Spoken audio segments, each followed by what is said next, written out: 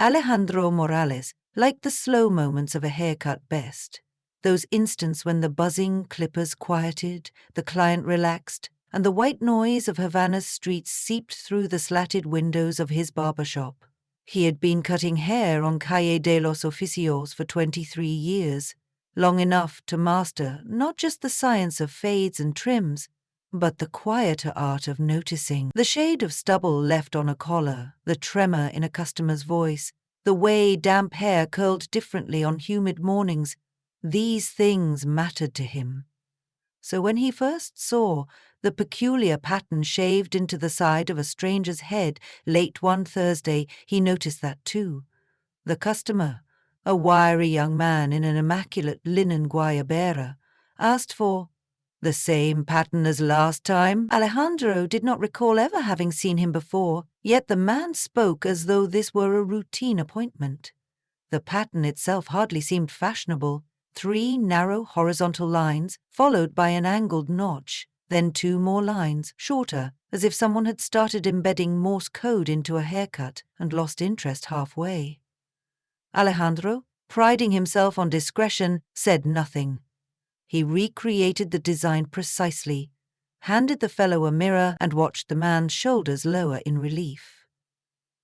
The moment Alejandro removed the cape, the client left without waiting to sweep stray hairs from his collar, sliding a tip far larger than the cut demanded onto the counter. 2 days later, another new client arrived, heavy-set, anxious, smelling faintly of cigar smoke. "Same pattern," the man muttered before Alejandro could introduce himself. This second pattern was almost identical, but with the notch reversed, the spacing a millimeter shorter. The customer studied the final result in the mirror with the scrutiny of a jeweler assessing clarity, then left in haste. Alejandro's scalp prickled, and not from fallen hair. Something was happening here. That evening, after shuttering the shop, Alejandro sat beneath the dim bulb above his antique cash register and sketched both patterns on a notepad. His fingers itched in memory of childhood afternoons spent deciphering radio codes with his late father, an army signalman. The symmetry of the patterns reminded him of coordinate grids, lines, angles, negative space. Alejandro pulled out an old graph notebook from under the counter and began to transpose the lengths of hair stubble to scaled lines on paper, measuring with a razor's edge and an eyedropper of barbicide as an improvised ruler. By midnight, he had convinced himself the designs were not decorative at all. They were messages. The next morning an idea tugged at him. Alejandro locked up early and walked to La Flor de Oro, a narrow tobacco shop near the harbor. Its owner, Don Gustavo, had been coming to Alejandro for trims since before the special period and had once bragged about a hobby of amateur cryptography. Alejandro stepped inside, inhaling the honey oak scent of fresh rolled cigars, and showed his sketches to the older man. Don Gustavo adjusted his spectacles, and a slow grin spread across his weather-cracked face. "You see this notch here?" he whispered. "Turn the pattern 90 degrees. It looks like a map of the Malekian waterfront. Perhaps kilometer markers." He produced a battered atlas, flopped it open on the counter, and overlaid a sheet of tracing paper. One by one they matched the shaved dashes to street intersections. The first pattern ended at the San Jose warehouses, recently converted into artisan stalls. The second pointed farther east, near an abandoned customs house.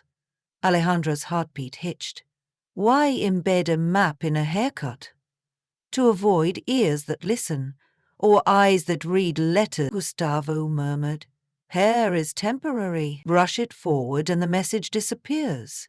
He leaned closer. Whatever is hidden there, it is valuable enough to guard with ingenuity. They agreed to visit the first location that night. Dusk fell violet and humid over the sea wall as Alejandro pedaled his rusted bicycle beside Gustavo's slow limp. At the warehouse stalls, most vendors had shuttered for the evening, leaving only salt wind and faint salsa music from a distant wedding. Alejandro's gaze snagged on a bronze statue of a fisherman outside one stall, its hand outstretched. Poking from the hollow fist was a single cigar, elaborately banded but otherwise ordinary. He plucked it free. The weight felt wrong heavier than tobacco. His stomach flipped. Gustavo slid a pocket knife into the cigar's end. Instead of a coil of brown leaf, the blade struck something hard. Diamonds. 5 of them glinted against the thin curl of tobacco wrapper. Suddenly, a footstep scraped behind them. A woman's voice, low and smoky. "That is not yours to take." Alejandro spun. A thin, sharp-featured woman in motorcycle leathers stepped from the darkness, a pistol low at her side. "Place the cigar back, caballero," she said. Her accent carried the flat vowels of Buenos Aires, not Havana. Gustavo raised shaking hands. Alejandro's pulse thundered, but his mind flicked through options. He placed the cigar delicately back in the statue's palm. The woman nodded. "Now you will forget what you saw, or I'll shave my own message across your throat." She backed away, the pistol steady, then melted into shadow. On the ride home, sweat cooled to a clammy chill on Alejandro's neck. Smuggled diamonds inside decoy cigars, coordinates shaved into hair. Foreign enforcers patrolling Havana nights. It felt like a spy serial. But the fear in Gustavo's eyes was real. "We must inform the police," the older man urged. Alejandro slowed his bicycle. "And tell them what? That I gave 2 haircuts and decoded them into stolen jewels. They will laugh or arrest us." He knew too many stories of bribes and vanished evidence. Still, he also knew he could not ignore the scheme. Somewhere above the tiled roofs of Havana, the wind carried the scent of risk, and with it a thrill he hadn't felt since boyhood. The next week, Alejandro studied every scalp with forensic attention. 3 more clients requested the pattern. Each left behind a unique variation, and each left heavier into the evening than when they arrived. He copied every design after hours, charting them on the wall behind the register like constellations. Soon he possessed a small galaxy of routes, all terminating at statues, cafe umbrellas, or lamppost crevices around the city, where, he suspected, more cigar diamonds waited. He needed help, but not the police. Someone discreet, principled. He thought of Leah, a childhood friend now working at Grandma newspaper. Leah had a reputation for investigative tenacity. She had once exposed a ring siphoning medicine from government clinics to the black market. Alejandro invited her for coffee at Café Arcanto, a dim room fragrant with burnt sugar and nostalgia. "Diamonds in cigars?" Leah repeated when he finished. Her arched brow signaled skepticism, but her pen had not stopped moving. "Show me." They spent the afternoon tracking one of Alejandro's freshest patterns to a weathered kiosk selling tourist postcards near Plaza Vieja. Taped under the kiosk's rim was a short Churchill cigar. Leah slit it open with a nail file, 3 diamonds, each fat as a peppercorn. She exhaled a curse. "All right, Barber. You've found something ugly. Let's shine light on it." Alejandro disliked the idea of public headlines. The gang might retaliate. Yet Leah argued exposure was protection. Criminals preferred shadows, and the paper could shield sources. They compromised. Leah would gather evidence, but hold the story until they secured proof, linking the diamond cigars to a specific ring. To locate the mastermind, Alejandro suggested flipping the signal. If haircuts delivered pickup instructions, the new haircut could send a message back. He designed a pattern, bold lines indicating tomorrow's date, followed by coordinates of an alley behind the Capitolio building, an area packed with security cameras. Leah would arrange for plainclothed allies from a trusted militia unit to watch from rooftops. The plan hinged on a decoy courier. Leah nominated herself, but Alejandro insisted on learning the pattern onto his own head. He knew its subtleties. It felt absurd, and the barber receiving a haircut from Gustavo as they stood facing the cracked mirror in the shop. Yet, when Alejandro examined the finished design, its crisp geometry etched into the salt and pepper stubble above his ear, He felt a flicker of pride. At dusk, he walked the alley route slowly, allowing anyone monitoring him to take note. Then he waited. 10 minutes later, a black vintage Pontiac glided in. Its license plates were foreign image.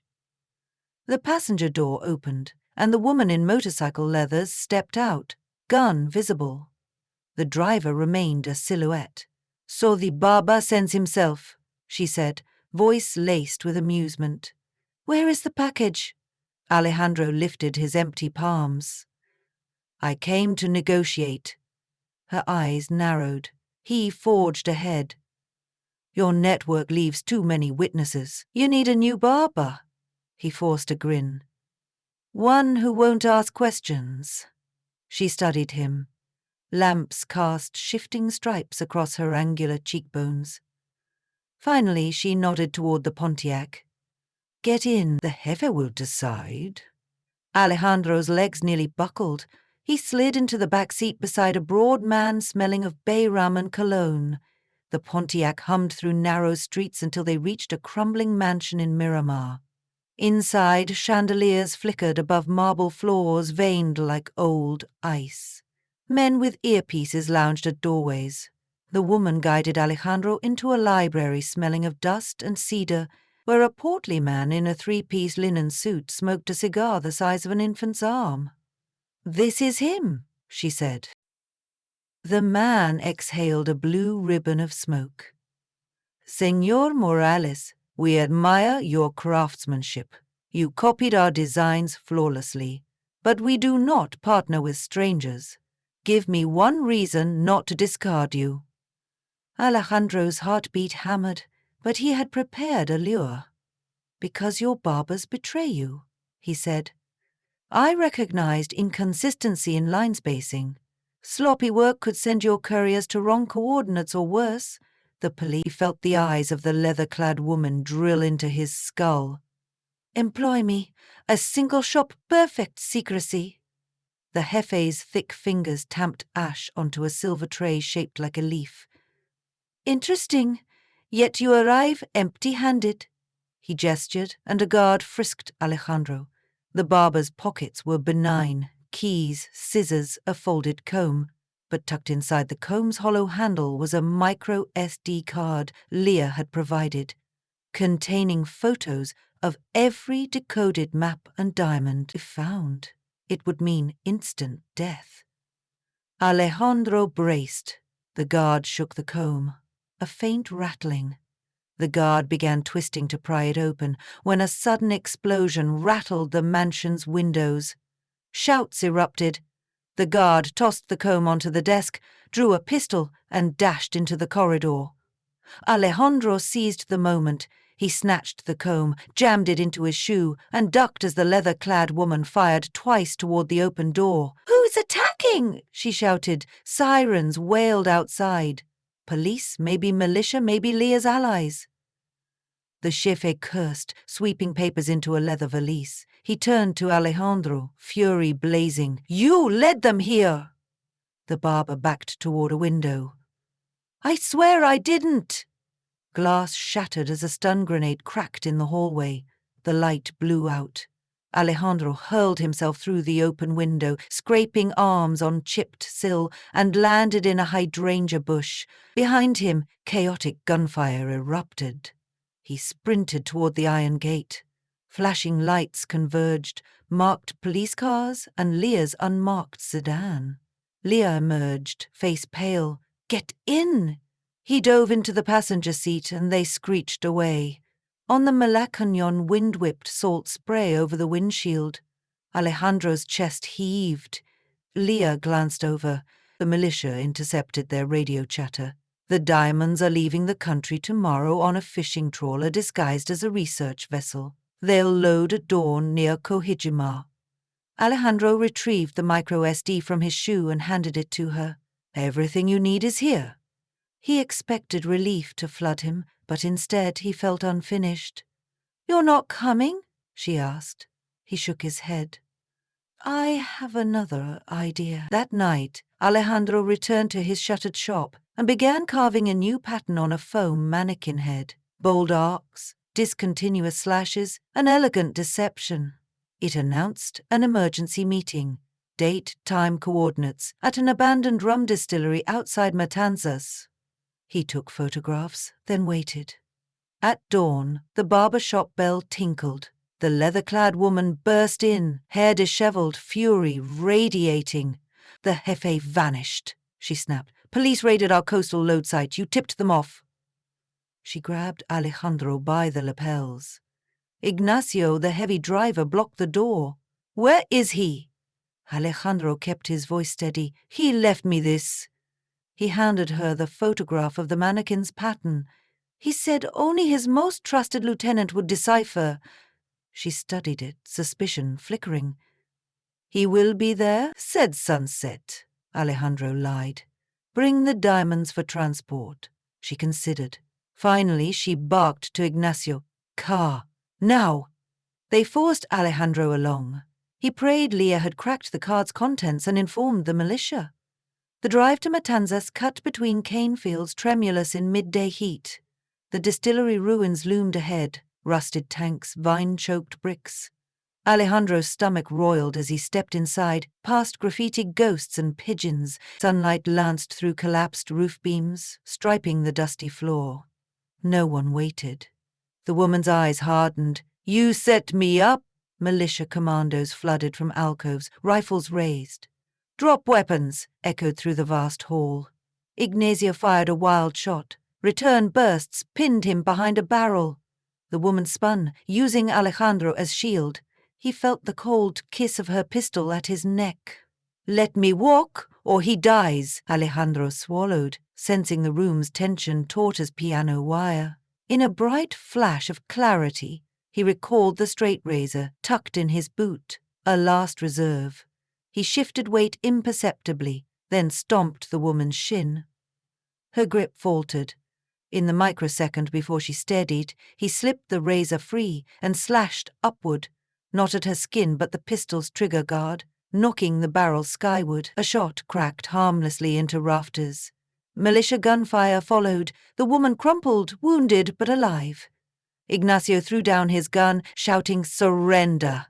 The hall fell quiet, except for pigeons fluttering overhead. Outside, as handcuffs clicked, Leah approached Alejandro. They recovered 2 suitcases of diamond-filled cigars from the Pontiac's trunk on Highway A1, she said. "And the Jefe?" Alejandro shrugged. "Gone underground. Havana is a maze." Weeks passed. The grammar exposé erupted across front pages. An Argentine-Cuban smuggling syndicate dismantled, millions in African gems meant for laundering through European jewelers. Photos showed cigar bands sliced neatly open, diamonds spilling like sugar. Readers devoured the tale of a Havana barber who decoded haircuts. Tour groups even paused at Alejandro's shop, snapping selfies with the striped awning. A city bus ad featured a cartoon figure wielding clippers like spy gadgets. Alejandro cringed at the attention, but business boomed. One rainy afternoon, after the last customer left, Alejandro locked the door and prepared to sweep. From the shadows near the coat rack, a voice coughed softly. The Jefe stepped forward, linen suit wrinkled, eyes rimmed in red. A revolver glinted in his fist. "You cost me a fortune, Barber." His voice was almost weary. "I lost operatives, merchandise, reputation, but I am a businessman. So I offer you a bargain. Shave, one final message for me. Not in hair this time." He tossed a thick cigar onto the counter. Its band bore an unfamiliar logo, a crowned Quetzal bird. "Inside are enough diamonds to purchase your life many times. Encode a route out of Cuba before dawn, and you live. Refuse, and your blood will pool on these charming tiles." Alejandro's pulse thudded. He glanced at the razor, scissors, combs, nothing within reach before a bullet would cut him down. Yet the Jefe's arrogance had returned. He stood close, certain of obedience. Alejandro picked up the cigar, weighed it.